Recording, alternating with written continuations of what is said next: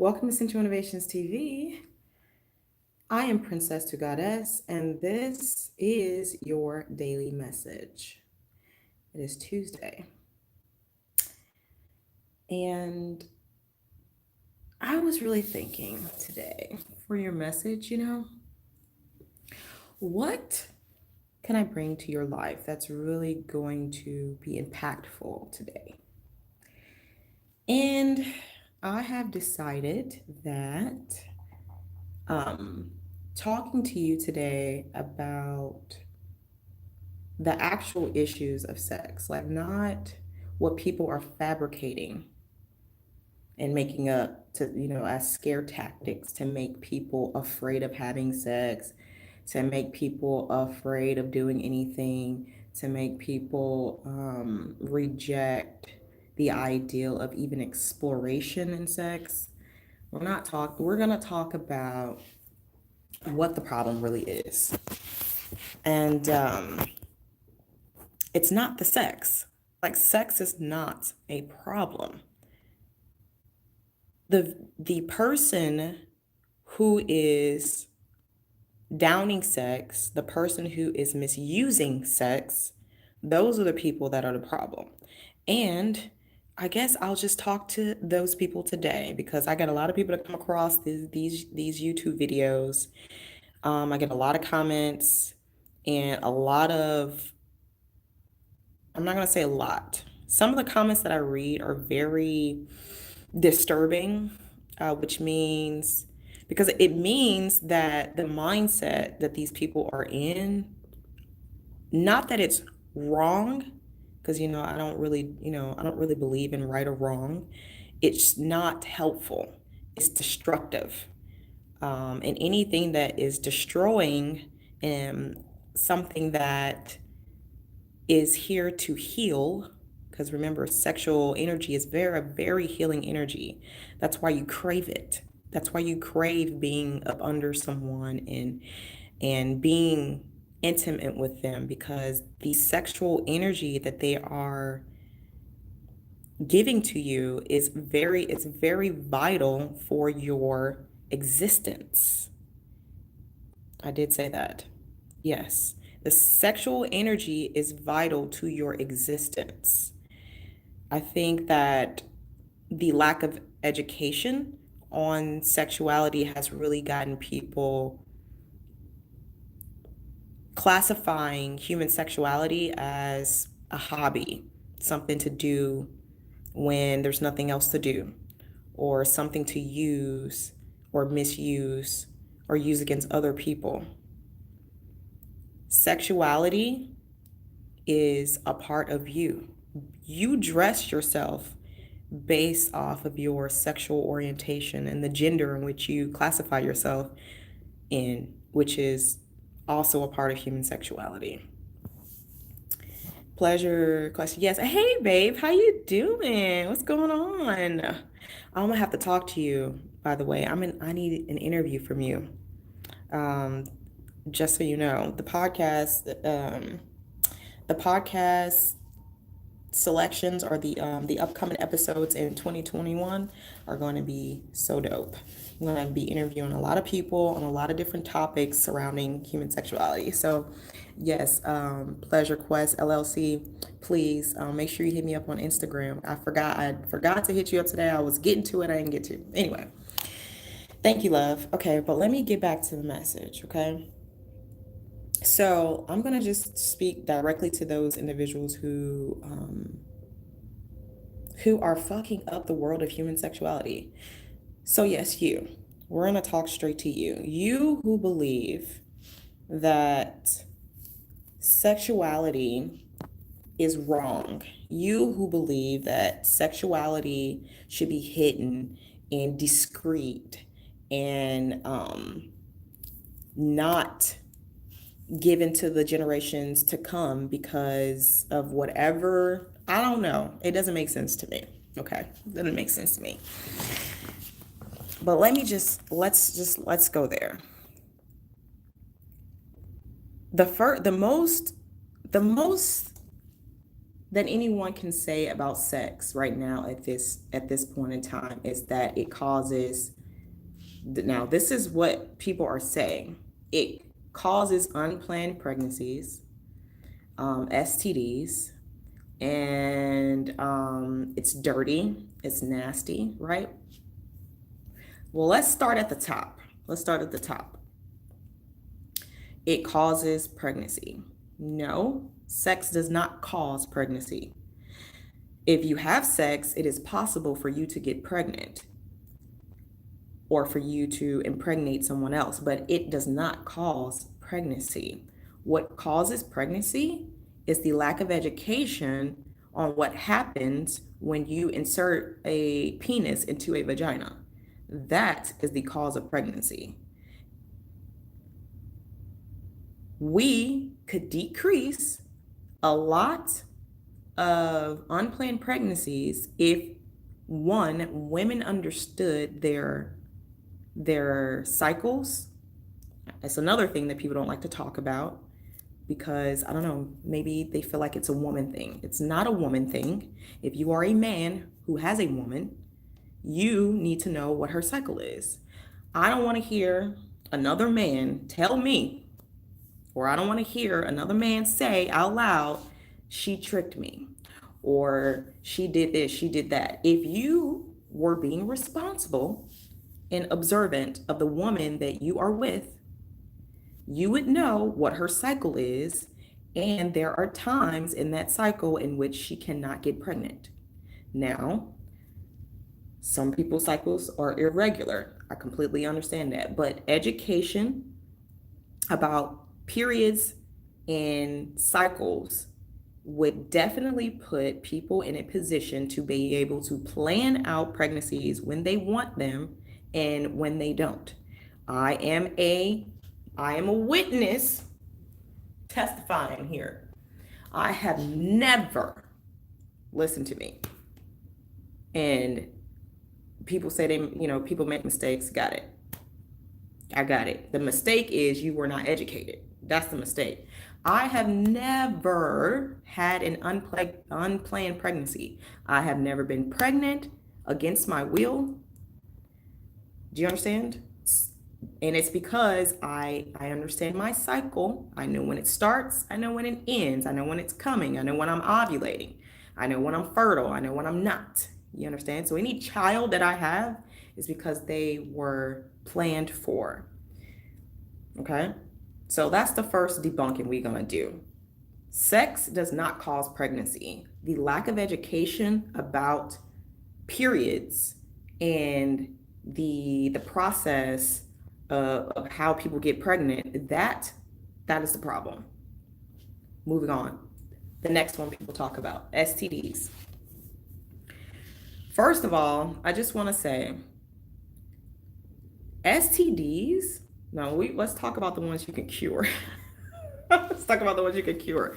The ones you can't cure, you're just stuck with those. So I'm going to slide those to the side. We're not talking about HIV and AIDS and all that other stuff. We're talking about the everyday, I can go to the doctor and get a pill and cure it. Talking about chlamydia, syphilis, all this other stuff, right? Sex does not cause STDs.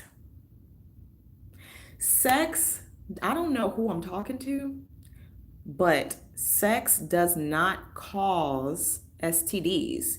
Ignorance and the lack of testing causes STDs. People who are hopping from partner to partner without knowing their status, they potentially can cause another person to be infected and have an STD. Sex does not cause STDs.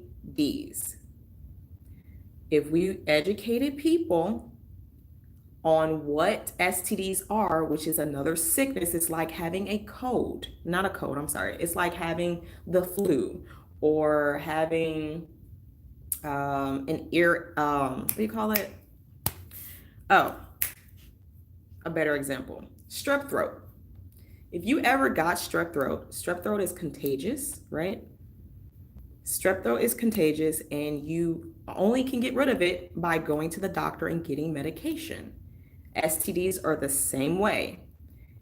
It is not that someone who has an STD is nasty, so to speak, unless they are being nasty. Okay? And being nasty meaning being irresponsible, hopping from partner to partner, not using any types of protection or anything like that, right? But you have to start looking at STDs in a way that is going to be beneficial for you and everyone else in the community. And if you look, no one wants to get strep throat. No one wants to get an STD. So what do? You make sure that you cover your mouth when you cough or when you sneeze, right? You do things to make sure that you're not passing that shit out. It's the same thing with STDs. If you would stop being so afraid of what people think about you and your status, you would be more willing to walk your ass to an office to go get checked out on a regular basis, which is recommended in the first place, to make sure that you are not carrying an STD. If we could remove the stigma by understanding that an STD, an infection, is just like any other infection that is contagious. Stop getting hung up on, oh my God, he's got chlamydia. Oh my God, oh my God, you had that. Bruh, look, listen to me when I say this. No one, okay? This is for the people that's running around and not going to get checked. You're not getting a check. Do you understand that if you had like chlamydia or anything like that untreated, that you can ruin your sex organs? Do you know that? Because it eats away at your body, just like any other infection. Any infection of the body that is not cured and taken care of is going to deteriorate the body. It's the same stuff. So what you have to do is to understand that you are a human organism, a warm organism, which is the breeding grounds for any bacteria or virus. The best thing that you can do is just to protect yourself and be smart and be responsible. You need to be going to get checked out at least once every 6 months. At least once every 6 months. And if you are sexually active, like and hopping partners, which is nothing wrong with that. There's nothing wrong with hopping partners as long as you're protecting yourself and everybody that you're having sex with understands and knows what you are doing so they can protect themselves too properly. Okay? Y'all need to grow the fuck up now. I know, look, because we're done sugarcoating things now. It's a new world. This is a new time. And it's time for us to really take back the power. The only way to take back the power is through knowledge and understanding. Knowledge is not enough because you obviously know that STDs are contagious. But understanding what all that is can help you navigate in a more effective way, okay? So we talked about pregnancies, and we talked about STDs. Now let's talk about this word like, oh, that's nasty, sex is nasty. How can I? What's nasty is the ideal that someone would use their sexuality to punish the next person, right? Because back in medieval times, I don't know if you guys knew this, but mainly for women though, women have been really scrutinized and tortured and been, really just put under a spotlight sexually. Women used to be tortured with their sex organs, okay? If you understand anything about trauma and releasing trauma on a massive amount of people at one time, you understand the psyche stores that information like data, and it's passed from generation to generation. It's the same thing with slavery.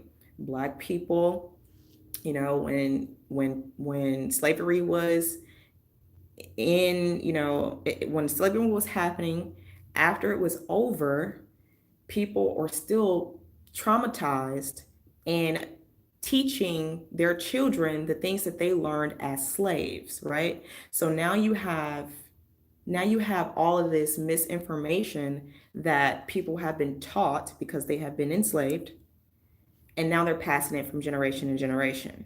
It's the same thing with human sexuality. Women, mainly because women have been the ones that are rearing the children, have been passing this down because they have been targeted by the masculine energy.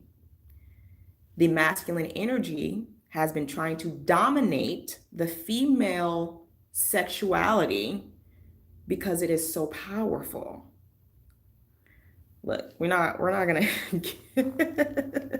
we're not gonna get into all of that, but the point is, because of this, back in the day, men would lock women's vaginas away. It's called a chastity belt.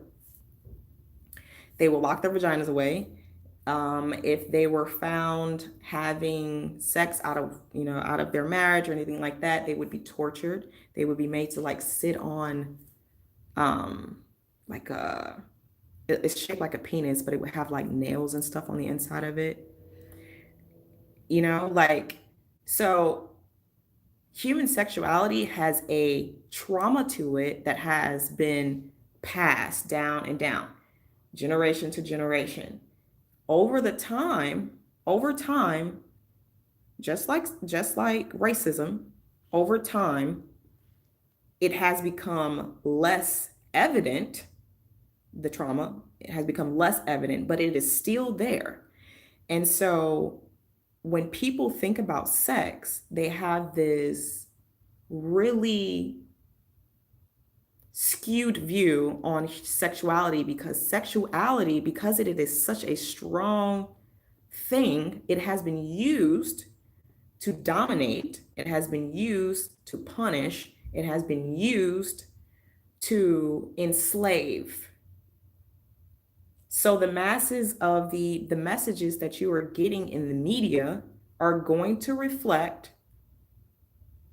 what has been taught and the traumas that have been endured in the past.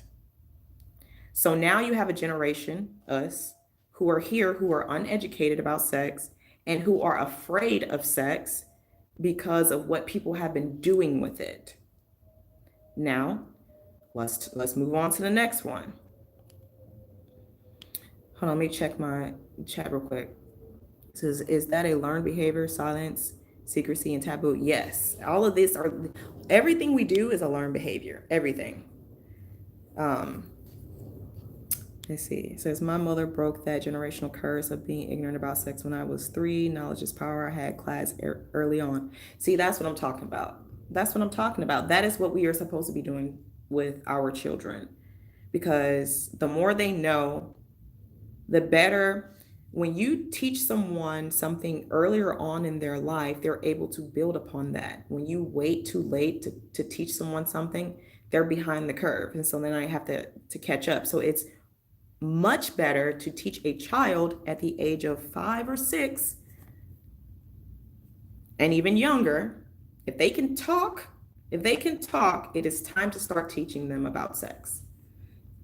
Because what you want to do is you want to teach children what their rights are when it comes to human sexuality, okay? Now, let's talk about the philias, like pedophilia and all these other crimes against humanity that have given human sexuality a bad name. Pedophilia is a sickness. It is a sickness. It is an alteration in the mind that makes a person believe that a child is just as equally sexually attractive as an adult. Okay? That is a personal sickness of this person. If you take a regular person, an average person, they grow mentally as they get older, right? If for some reason in that growth process, something happens to them to stunt their growth mentally in this area, they can develop sicknesses that would cause them to commit acts against humanity. So you have people who develop these issues, but then you also have people who are born with the issue. It's like being born handicapped. It's not something that you can control, but it's definitely something that can be managed, okay? So, the sickness in a person who believes that a child is just as sexually attractive as an adult has put a damper on human sexuality for children. Now we're afraid to tell children about sex because we don't want them to be curious.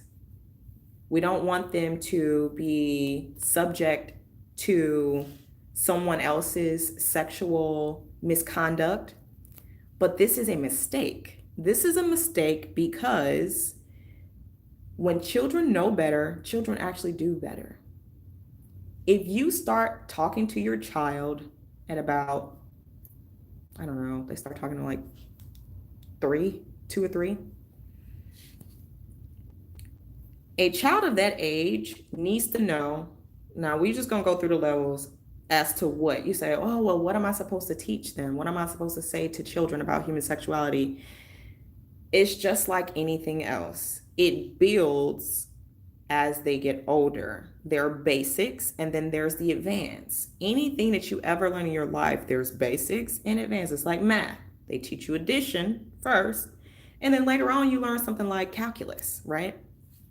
Same thing with human sexuality. When you're talking to a child, the basics are at about 3, you have a penis, you have a vagina.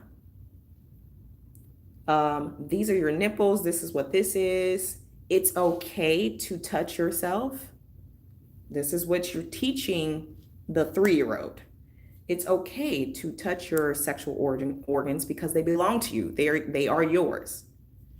That's what you teach a child, okay? Moving it on up, when they get to about, I don't know, 6, 7, something like that, now you're teaching them about, the way they feel with those sexual organs, things they might experience, like they might, they might become sexual aroused. Children become aroused. Children become aroused. This is why exploration starts around, I don't know, 8, 9, something like that. Don't quote me on the age.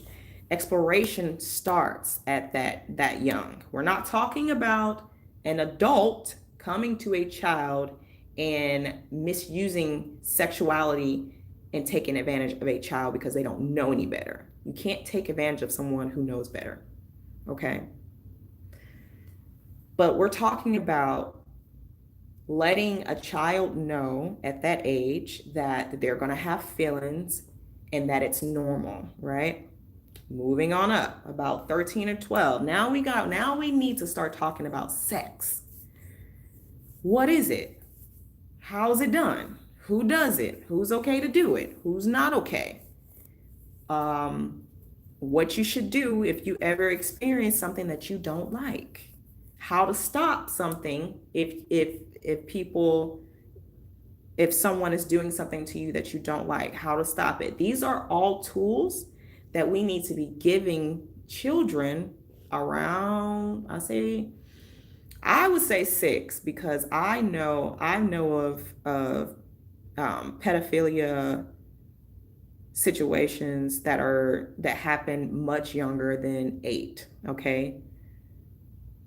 But the point is, it's not the sex that's the problem. It's you not telling your child what their rights are and how to take care of their bodies and what they are and what's going on with their bodies.